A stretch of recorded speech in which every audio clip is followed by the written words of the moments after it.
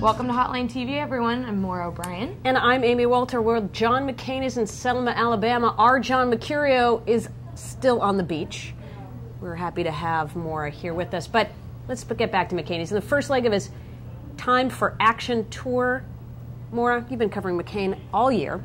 Yes. All right, what message is he trying to send here? Starting off at a place you don't really see a whole lot of Republicans spending time. Definitely not. That's true.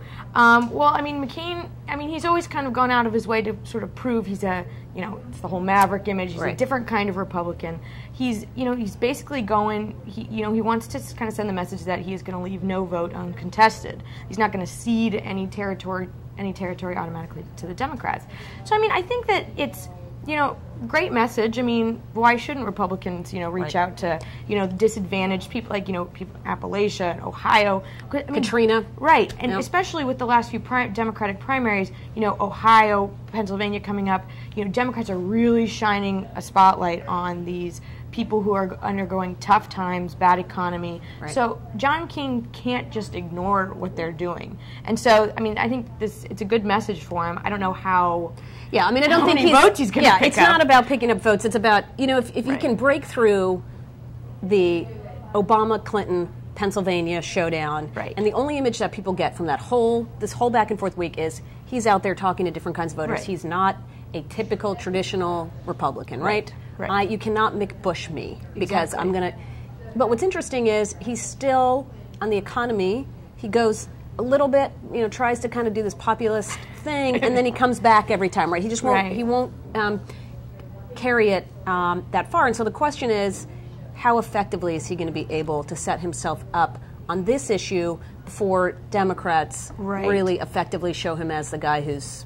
Exactly. And like what you said last week, throwing a little bit of economic populism out there with like his gas tax proposal, that just got trashed, universally canned. Absolutely. And just, they're still reverberating today. People have not stopped talking about it. So it's not that easy to kind of just, here's a little, slice of populism for you and then gain a lot of ground. Right, and not be burdened still with the Bush economic problems. All right.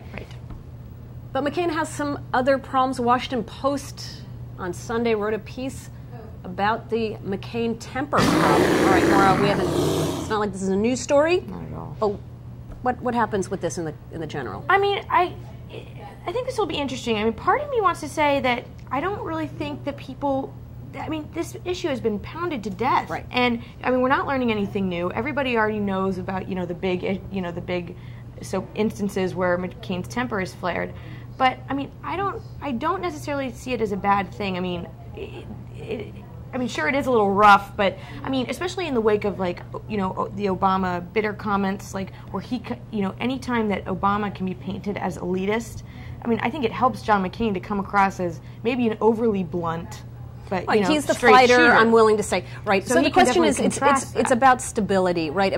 You're asking voters here, you're going to go with somebody like Barack Obama you don't know very much about, and obviously Republicans are spending a lot of time trying to make him out to be inexperienced, not up to the job. Then you're going to say, but John McCAIN, it's not the issue of is his temper, he's old and has a temper, right? So he could between the two of those, the cranky old man, and that seems to be the bigger question because it is about which one are you taking a bigger risk with, in terms of the not only their temperament but their decision making, policy making skills and the way in which they approach the world. And I think that's what Democrats are trying to do is to say we just went from one cowboy. Yeah. Are we going to have another one who has this sort of knee-jerk response, a stubbornness? We've been talking for the last 3 years, if you listen to Democrats about moving away from that kind of image, can they effectively paint John McCAIN as just another George Bush? Yeah, it's a very big danger, but one thing that McCAIN has going for him is it does seem like